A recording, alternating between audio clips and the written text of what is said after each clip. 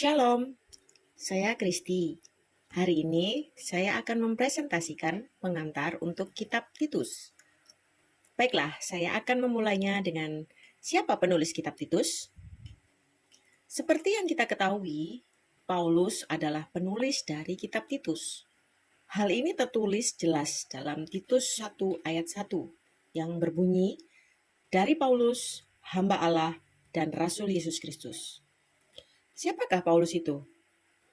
Paulus adalah seorang Yahudi dari suku Benjamin. Dia lahir di Tarsus, Kilikia. Sebelum menjadi pengikut Kristus, ia dikenal sebagai seorang penganiaya jemaat Kristen yang gigih di bawah didikan dalam hukum Taurat oleh Gamaliel, seorang rabi terkemuka di Yerusalem. Setelah pertobatannya dalam perjalanan ke Damaskus, ia menjadi seorang rasul yang berdedikasi untuk memberitakan Injil kepada bangsa-bangsa bukan Yahudi. Hal ini dapat kita baca di dalam Kisah Para Rasul 9 ayat 1 sampai 19. Nah, berikut ini saya akan memutarkan sekilas cuplikan tentang perjalanan pertobatan Paulus.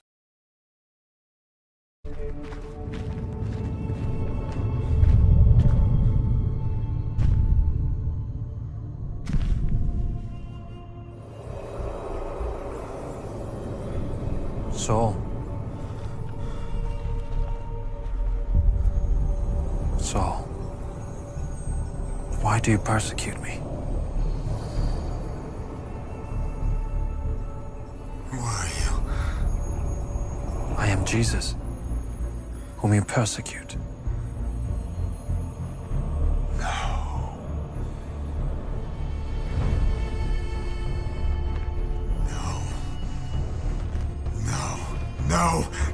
No! Ah!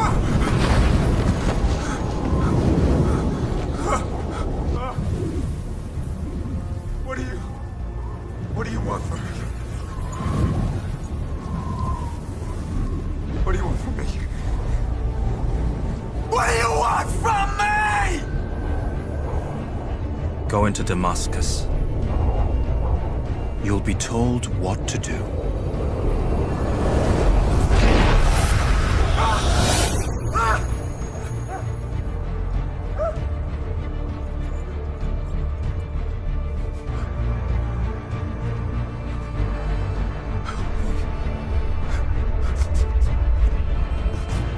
Help me. Someone! Help me! Help me! Berikut ini adalah gambaran dari pelayanan Paulus. Lingkup pelayanan Paulus sangatlah luas dan mencakup perjalanan misionaris ke berbagai wilayah di Kekaisaran Romawi pada waktu itu. Mulai dari Yunani, Asia Kecil yang sekarang Turki modern, dan kemungkinan hingga ke Spanyol. Hal ini bisa dilihat di Roma 5 ayat 24 hingga 28. Ia mendirikan banyak jemaat baru dan menulis surat-surat kepada jemaat-jemaat tersebut untuk memberikan pengajaran serta nasihat. Surat-surat Paulus menjadi bagian penting dari Perjanjian Baru dan memberikan dasar teologis bagi iman Kristen. Ini adalah peta dari perjalanan misionaris Paulus sekitar tahun 46 hingga 63 Masehi sebelum penahanannya yang pertama di Roma. Paulus melakukan 3 perjalanan misionaris pada waktu itu. Diperkirakan ia melakukan perjalanan yang lain yang berikutnya setelah masa penahanan yang pertama dan sebelum kematiannya, sekitar 63 hingga 67 Masehi. Surat Titus sendiri diperkirakan ditulis sekitar tahun 63 hingga 66 Masehi, setelah pemenjaraannya yang pertama di Roma, di antara penulisan surat 1 dan 2 Timotius. Tulisannya dibuat setelah kunjungannya ke Pulau Kreta bersama Titus, dan ia meninggalkan Titus untuk menata jemaat di sana. Lalu ia melanjutkan perjalanannya ke Makedonia. Lokasi penulisan surat ini sendiri tidak bisa dipastikan, kemungkinan ditulis di Makedonia. Seperti yang sudah saya singgung sebelumnya, Paulus mengalami perubahan kontras kehidupan dari seorang penganiaya jemaat menjadi seorang rasul yang besar. Sebelum bertobat, dia taat kepada hukum Yahudi.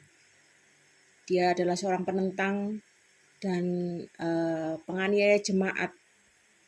Tetapi dia mengalami perubahan, bertobat pada perjalanan ke Damaskus. Dan kemudian dia dipanggil untuk menjadi rasul bagi bangsa non-Yahudi. Yang tertulis dalam Galatia 1 ayat 15 hingga 16. Berikut ini saya tampilkan tabel dan timeline dari perjalanan pelayanan Paulus. Dan penulisan surat Titus sendiri itu termasuk di tahap akhir dari perjalanan pelayanan Paulus, yaitu di sekitar tahun 63 hingga 67 Masehi. Nah, sekarang saya akan berbicara tentang Titus sendiri. Siapakah Titus? Titus adalah penerima surat ini secara resmi, meskipun sama seperti 1 dan 2 Timotius, surat ini juga dimaksudkan untuk dibaca oleh jemaat secara luas. Titus adalah orang Yunani yang kemungkinan besar bertobat melalui pelayanan Paulus. Walaupun namanya tidak disebutkan dalam Kisah Para Rasul, namun hubungannya erat dengan Paulus. Paulus menyebutnya anakku yang sah dalam iman di dalam Titus 1 ayat 4, teman sekerjaku di dalam 2 Korintus 8 ayat 23. Dan juga namanya disebutkan sebanyak 13 kali dalam surat-surat Paulus. Sebagai Kristen non-Yahudi, Titus menjadi contoh bahwa keselamatan itu tidak tergantung pada sunat. Galatia 2 ayat 3. Karena Titus menjadi salah satu orang kepercayaan Paulus, maka ia sering diutus untuk tugas-tugas penting. Pelayanan Titus itu antara lain diutus ke Korintus untuk membantu menyelesaikan masalah yang ada di dalam jemaat di sana, membawa surat 2 Korintus dan mengatur pengumpulan dana bagi jemaat di Yerusalem. Dia juga melanjutkan pelayanan Paulus di Kreta, menata jemaat dan menunjuk penatua serta menghadapi ajaran sesat di sana. Dia juga diutus Paulus ke Dalmatia yang ditulis di dalam 2 Timotius 4 ayat 10. Menurut tradisi, Titus kembali ke Pulau Kreta dan melayani di sana sampai akhir hidupnya. Ia dimakamkan di Gortin di Pulau Kreta, Yunani. Pada abad ke-6, sebuah basilika dibangun di atas makamnya di Gortin untuk menghormatinya. Tetapi pada abad ke-9, reliknya dipindahkan ke Italia untuk diselamatkan karena pada waktu itu Pulau Kreta berada di bawah kekuasaan Muslim. Dan pada abad ke-20, reliknya dikembalikan lagi ke Pulau Kreta, tepatnya di Gereja Santo Titus di Heraklion. Berikut ini saya akan putarkan video gereja yang ada di Gortin dan juga di Heraklion.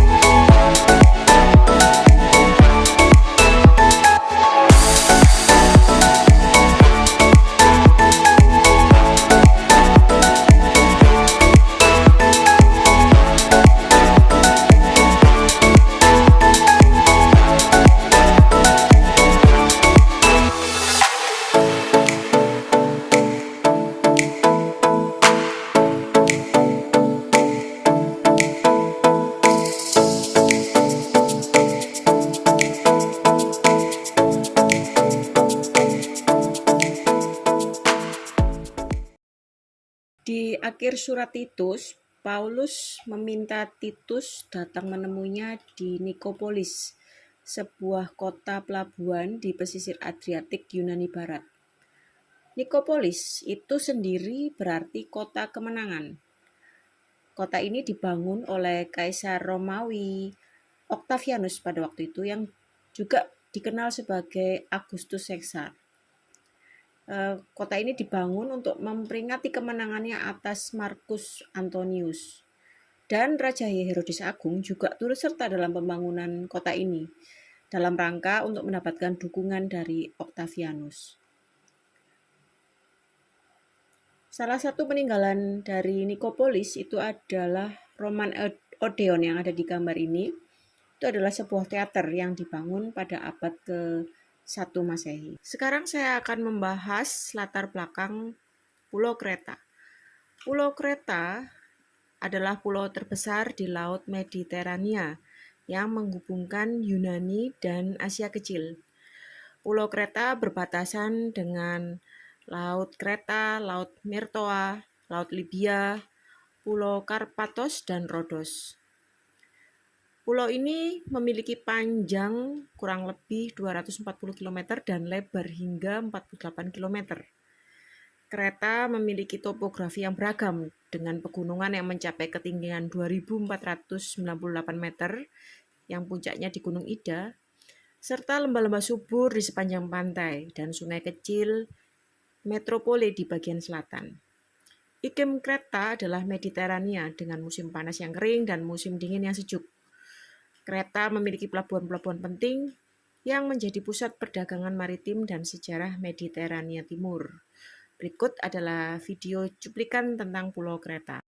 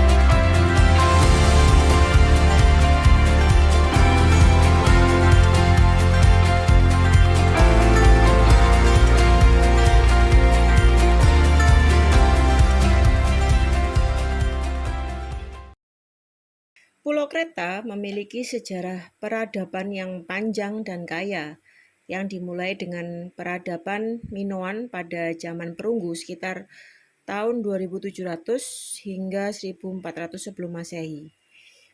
Pada zaman ini muncul tokoh mitologi Raja Minos yang konon merupakan putra Zeus.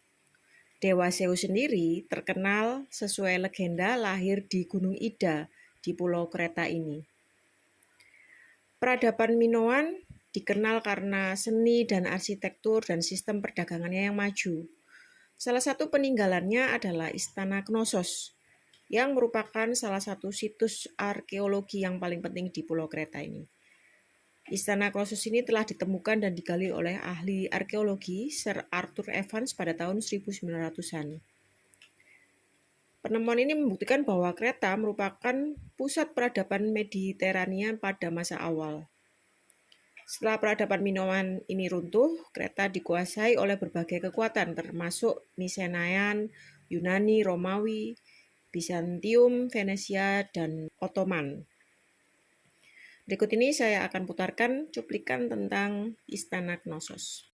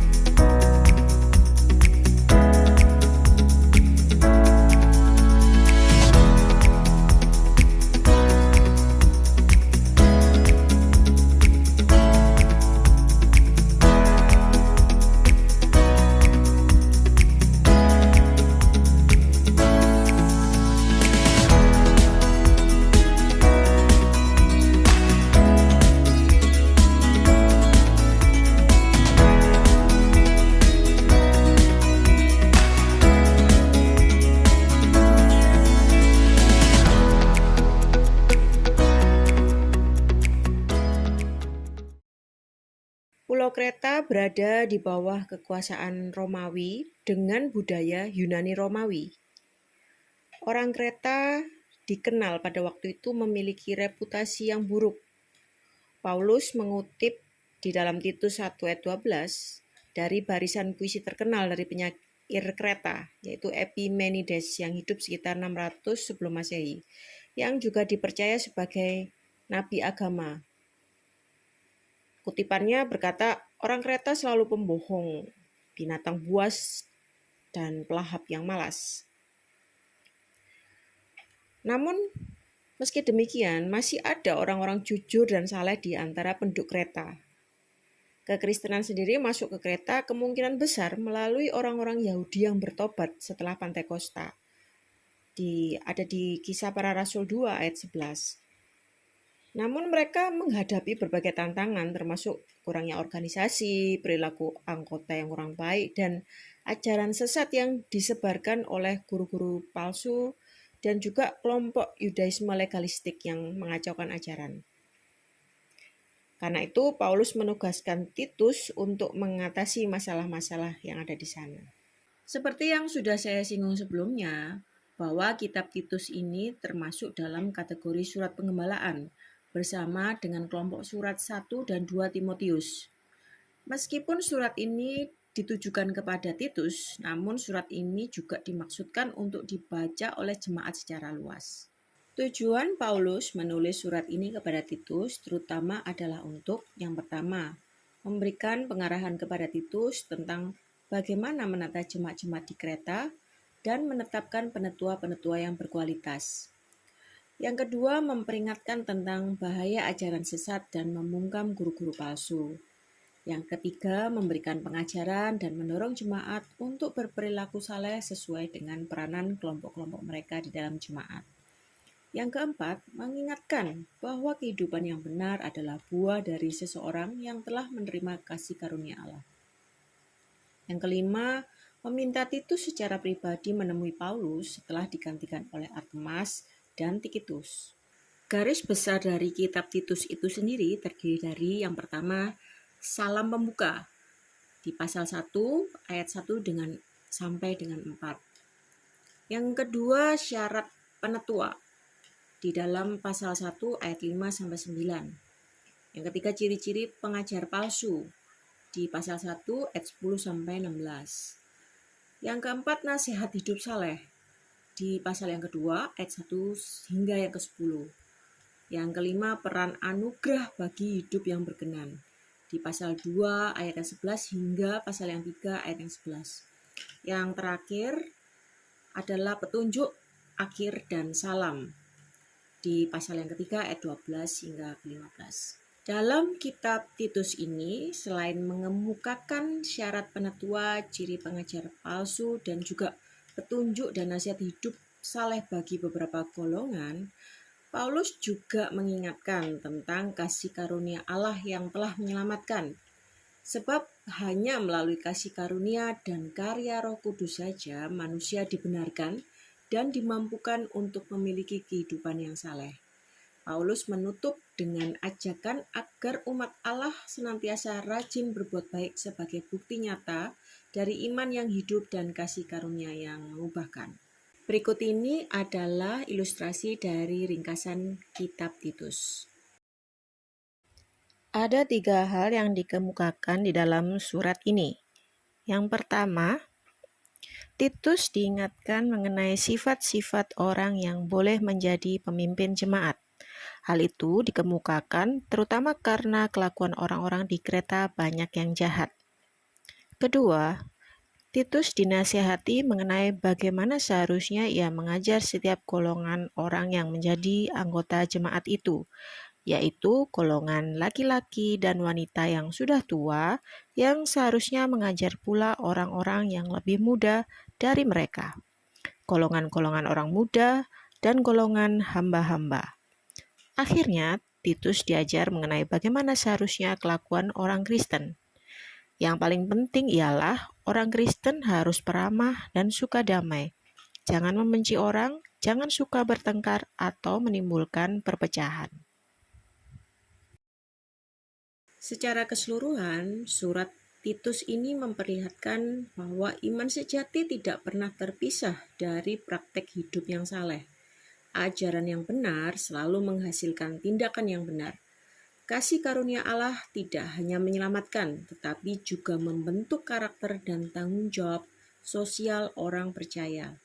Dengan demikian, surat Titus tetap relevan untuk kehidupan kekristenan sekarang, karena memberikan prinsip-prinsip yang abadi tentang kepemimpinan gereja, ajaran yang sehat, dan kehidupan Kristen yang saleh. Demikianlah keseluruhan presentasi saya tentang kitab Titus.